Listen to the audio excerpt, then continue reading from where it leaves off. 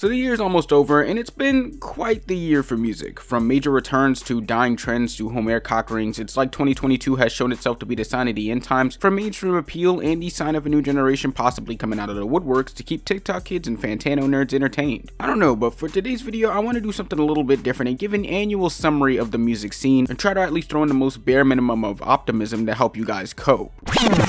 So in the beginning of the year, we look back at the infamous DaBaby debacle, with me making a video on his inevitable downfall, all cause this dude couldn't just not be homophobic for like 1 fucking second, and then adding the fact that his whole style of music has been played out by now thanks to Jetson, his very annoying baby mama drama, and the overall fact that he has a very unbearable persona. It's like this dude was bound to have the worst fall off imaginable for a hip hop artist. Now, as of present day, I believe he's now realized how badly he screwed up and is now trying to right his wrongs by giving niggas free tickets to a show he can't even pack. And I mean, he did try to drop an album back in September, but obviously niggas did not care because that shit went triple plastic. But hey, for what it's worth, at least it's not as bad as what Kanye's on, especially since earlier this year around the same time of DaBaby's peak dissension, Ye also announced Donda 2 and told all of his little peons that in order to listen to the album, you gotta buy the stem player. And I gotta say, this is one of the funniest methods I've ever seen a music artist use to screw over their fan base. I mean, imagine paying $200 for a glorified perk just to get the worst assortment of unfinished garbage since Live Life Fast by Roddy Ricch. Sorry, not sorry, Roddy. And I think what makes it so funny is because Ye fans were in such a great divide trying to defend this absolutely horrendous and obviously unfinished album, and when you flash forward to today with Ye going full Nazi on the whole world, I would have wished that the stem player was just a literal perk. And while I could go on all day about the shenanigans that Kanye's gotten himself into, I also got a time restraint, so I'm just gonna sum it all up in one large and nonsensical sentence. Ye bad, Nazi man, no more Yeezys. But in other news, of course, we had Kendrick Lamar come back after a nice lengthy hiatus of 5 godforsaken years, and of course he comes back in a whole new mentality and image, this time tapping in with his little cousin Baby Keem, Sampha, Kodak Black, and PG Lang artist Tana Leon for his 5th studio album Mr. Morale and the Big Steppers. And while I won't say this is his best project to date, what I will say is that it's better than like 90% of the shit that came out this year, to be honest. I mean, who can you say genuinely overtakes Kendrick in AOTY discussions? Black Thought? Anyone from Griselda? Like,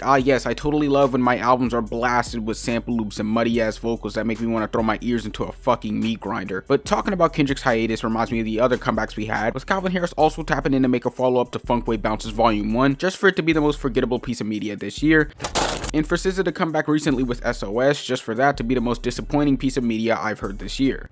But hey, at least they gave us good reminders that they still exist. I just wish they would have done it over a tweet or something, I don't know. And then going down the list, we also had some fashion news, with Frank Ocean's startup jewelry brand Omer amassing popularity throughout the year, mainly because one, this dude's jewelry costs more than my will to live, and the fact that he's unironically selling a diamond-studded cock ring that I feel perfectly encapsulates the current state of modern fashion.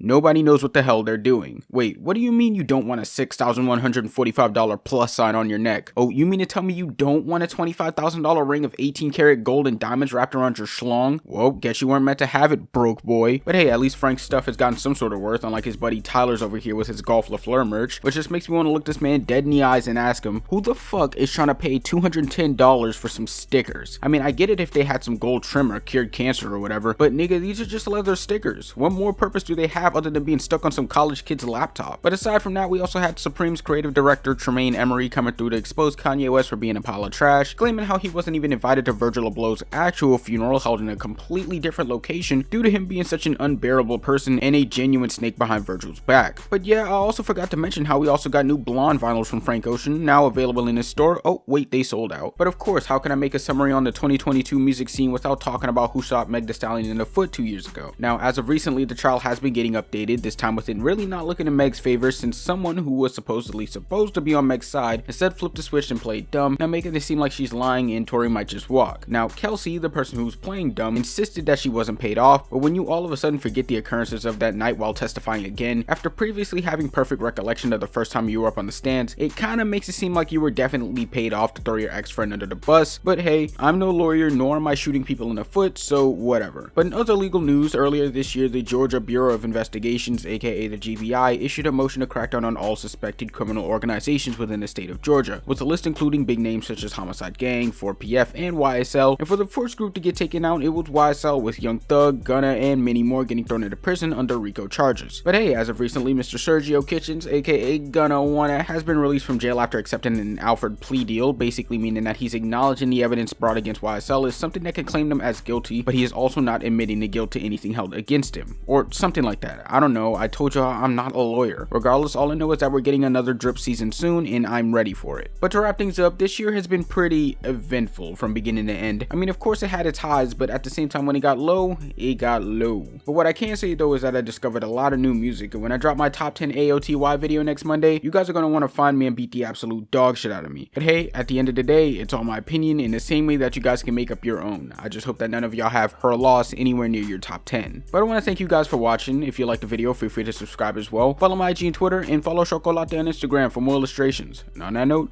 I'll see you guys on Friday when I ask the Grinch how to steal Christmas presents. Peace.